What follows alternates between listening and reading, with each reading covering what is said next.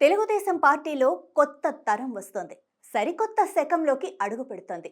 ఇటీవలే 43వ వసంతంలోకి తెలుగుదేశం పార్టీ అడుగుపెట్టగా అర్ధ శతాబ్దం చరిత్రకు అతి దగ్గరలో ఉంది. ఒక రాజకీయ పార్టీ ఇన్నాళ్ల పాటు మనుగడ సాగించడం, అధికారాన్ని అనేక దఫాలుగా అందుకోవటం అన్నది సాధారణ విషయం అయితే కాదు. తెలుగుదేశం పార్టీ లాంటి వాటికే అది సాధ్యం. తెలుగుదేశం పార్టీ ఇప్పుడు నారా చంద్రబాబు నాయకత్వంలో ఉండగా ఆయన తన తర్వాత తనయుడు నారా లోకేష్ ని ప్రమోట్ చేస్తున్నారు.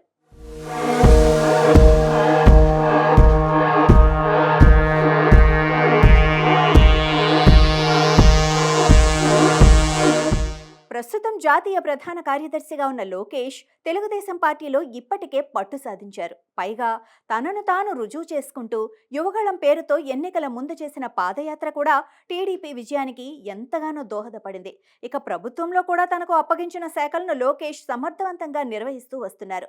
ఆయన తండ్రి మాదిరిగానే అన్ని పార్టీలతోనూ నేతలతోనూ మంచి సంబంధాలు కొనసాగిస్తున్నారు. ఇదే సమయంలో తెలుగుదేశం పార్టీలో నందమూరి కుటుంబం సంగతేంటి అన్న చర్చ కొనసాగుతుండగా, నందమూరి తారక రామారావు పెట్టిన పార్టీ కాబట్టి ఆ వారసులు కూడా ఈ పార్టీలో ఉండాలని అంతా కోరుకుంటారు. ఎన్టీఆర్ కుటుంబం నుంచి గతంలో హరికృష్ణ టీడీపీలో కీలకంగా వ్యవహరించారు. ఎమ్మెల్యేగా, మంత్రిగా, ఎంపీగా, పొలిట్ బ్యూరో మెంబర్గా కూడా పనిచేశారు. దానికన్నా ముందు తెలుగు యువత అధ్యక్షుడిగా చాలా కాలం పనిచేశారు. అన్నగారి వారసుల్లో హరికృష్ణకు టీడీపీతో మంచి అనుబంధం ఉండగా, ఆయన తర్వాత సినీ హీరో నందమూరి బాలకృష్ణ టీడీపీలో క్రియాశీలకంగా కొనసాగుతున్నారు. 2014లో ప్రత్యక్ష రాజకీయాల్లోకి వచ్చి ఎమ్మెల్యే అయినప్పటికీ తండ్రి పార్టీ పెట్టినప్పటి నుంచి పార్టీ విజయం కోసం ప్రచారం చేస్తూ వస్తున్నారు.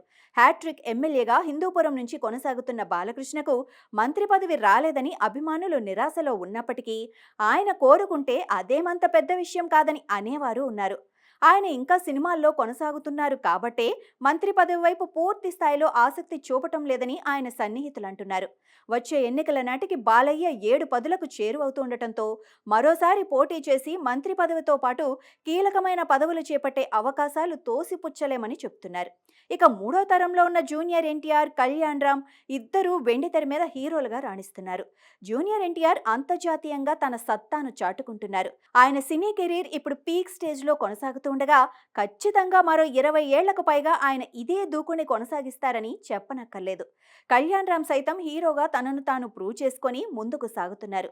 తాజాగా నర్సారావుపేట పర్యటనలో కళ్యాణ్ రామ్ టీడీపీ జెండా పట్టుకోవటం సోషల్ మీడియాలో బాగా వైరల్ అయింది. నిజానికి టీడీపీకి జూనియర్ బ్రదర్స్ ఎప్పుడూ దూరంగా లేరని, సినీ రంగం సున్నితమైంది కావటంతో రాజకీయాల ప్రస్తావన లేకుండా కొంత జాగ్రత్త పడటం తప్ప పార్టీకి తాము దూరమని ఎప్పుడూ ఈ బ్రదర్స్ చెప్పలేదని రాజకీయ విశ్లేషకులు అభిప్రాయపడుతున్నారు. జూనియర్ ఎన్టీఆర్ టీడీపీలో చురుకైన పాత్ర పోషించాలని, ఆయన పార్టీ జెండా పట్టుకోవాలని కోరుకునే తమ్ముళ్ళు కోకొల్లలు. నారా లోకేష్ సైతం ఎవరినీ వదులుకోవటం కానీ కాదనుకోవటం కానీ చెయ్యరని ఆయన చర్యలను బట్టే అర్థమవుతోందని చెప్తున్నారు.